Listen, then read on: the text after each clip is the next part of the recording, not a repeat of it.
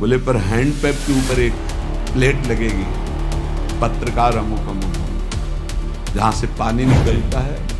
कहीं नहीं बताया। अगर कभी कोई कहे भी कि देखा हमने आपको, अरे वो किसी और था, हमारा थोड़ी था, हम तो एक निमित्त मात्र, किसी ने दिया था वो। ऐसे अगर कोई दान करता भी है तो नाम जरूर होना चाहिए। पैसा वहां ज्यादा चढ़ता है जहां अमुक भक्त ने, ये अमुक जिले के हैं, 500 रुपया भगवान की भेंट की, भगवान इनका मंगल करें, लड़का बच्चा सुखी रखे। दूसरा फिर 500 निकाल कर दे। और जहां ये नाम नहीं होता, जय हो महाराज, बस नाम हो तो दाम।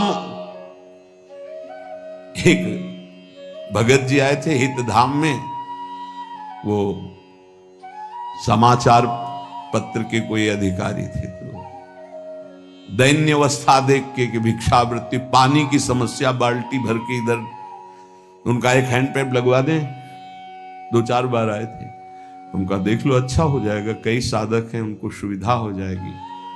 बोले पर हैंड पैप के ऊपर एक प्लेट लगेगी, पत्रकार अमुक अमुक अमुक, जहां से पानी निकलता है उसी के ऊपर ऐसे एक प्लेट लगवा देंगे और अपना नाम लिख दे। हम कहा ये तो स्वभाव के विपरीत है, ऐसा तो नहीं हो सकता। तो बोले फिर हैंड पैप नहीं लगेगा। तो उनको कोई जरूरत नहीं लगवाया। मतलब केवल प्लेट के लिए, वो साधु सेवा का भाव नहीं था, केवल प्लेट के लिए एक बहुत अकिंचन भाव था। बोले एक पंखा लगवा दे, गर्मी है, वो इसे जरूरत है नहीं, पर आप देख लीजिए। तो बोले बस इतनी कृपा है कि पंखे की पंखुड़ी में थोड़ा नाम हो। आजकल बड़े लोग कृपालु हैं, पूरा पता आप देख लो पंखे में, फोन नंबर, गांव, पूरा सब नगर। अब ये तो कहो जगह ले ले, पहले बाप बाबा की पूरा उसी में लिख दे। अगर दान भी करना है तो पूरा का पूरा परिचय उसमें, तो इसलिए दान का प्रभाव खत्म हो जाता है। हे नाथ हुति दान दयादि युक्तो, दान का भी और दया, ये तो हमने पक्का देखा है कि देने वाला कोई ऐसा बिरला भगवत कृपा पात्र होता है जो बिल्कुल शांत रहे, नहीं तो लेने वाले से भांटगिरी करवाना जरूर चाहता है। धन्यवाद, आप जैसा दानी कहां प्रभु, आप बहुत देखे लेकिन आप जैसा, और बताना महाराज। वो अगर नहीं तो नहीं, ये पक्का समझो। सम्मान और दान दोनों में भेद है। दान दे के सम्मान पाना, दान दे के नाम लिखवाना, दान दे के वाहवाही होना, दान दे के मैक से पुकारा जाना, यही हो गया तुम्हारा, कुछ नहीं मिलना। दान का मतलब होता है कि आपका किया हुआ शुभ कर्म कोई न जाने, आप कभी किसी से ना कहे, उसे दान कहते हैं। शुभ कर्म किया और भूल गए, कहीं नहीं बताया। अगर कभी कोई कहे भी कि देखा हमने आपको, आपने, अरे वो किसी और का था, हमारा थोड़ी था, हम तो एक निमित्त मात्र, किसी ने दिया था वो तो ऐसे, किसने दिया था तो दियम वस्तु गोविंदम, कहीं अहम नहीं, बचा ले गया अपने आप को। तो नाथ ऐसा हम दान भी नहीं किए और दयादि युक्तो, किसी पर दया भी नहीं किया। ज्ञानस्य साधन गणो न विवेक मुख्य, जो ज्ञान मोक्ष पदवी प्रदान करता है उसकी कभी कोई साधना नहीं की। और प्रभु ज्ञान के बिना अज्ञानी का कल्याण कैसे हो सकता है, इसलिए दीन बंधु हमें तो एकमात्र भरोसा रह गया आपकी शरण में। सत्संगतिर्हि विदिता तब भक्ति हेतु, साप्यद्य नास्ति बत पंडित मानिनो में, तामंतरेण नहि सा क्वच बोध वार्ता, तस्मात् त्वमद्य शरणम मम दीन बंधु। प्रभु आपकी प्राप्ति का स्वतंत्र सिद्ध उपाय है सत्संग। स्वतंत्र और सिद्ध, स्वतंत्र ये किसी के अधीन नहीं, सत्संग मात्र आपको भगवत प्राप्ति करा देगा, यदि बात मान लो तो। भगवान के मुख के वचन है कि बड़े बड़े व्रत यज्ञ और तीर्थयाटन शास्त्र स्वाध्याय आदि दान आदि से द्वारा जो नहीं प्राप्त हो सकता, मैं सत्संग से वशीभूत हो जाता हूं। व्रतेन यज्ञ छंदांसि तीर्था नियमा यमा यथा वरुंधित सत्संगा सर्वसंगोपहो हिमाम। प्रभु यद्यपि परम स्वतंत्र आपकी प्राप्ति का सिद्ध मार्ग है सत्संग, पर खेद है कि मैं पंडिताभिमानी होकर के दैन्य होकर कभी सत्संग नहीं सुना।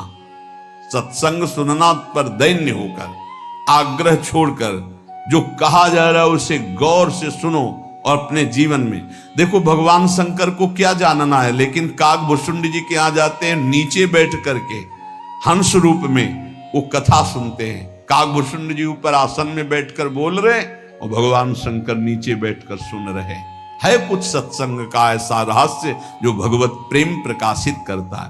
पर नाथ, मैं अभिमानी कभी संतों के चरणों में बैठ करके सत्संग नहीं सुना, और सत्संग के बिना किसी का कल्याण उद्धार भगवत भक्ति प्रेम ज्ञान कभी किसी को नहीं। मत कीरति गति भूति भलाई, जब जे जतन जहां जे पाई, सो जानो सत्संग प्रभाव।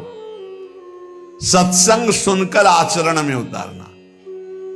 एक वैश्य कुल के थे, वाणिज्य व्यापार करते थे, 20 साल से सत्संग सुन रहे थे, 20 साल से।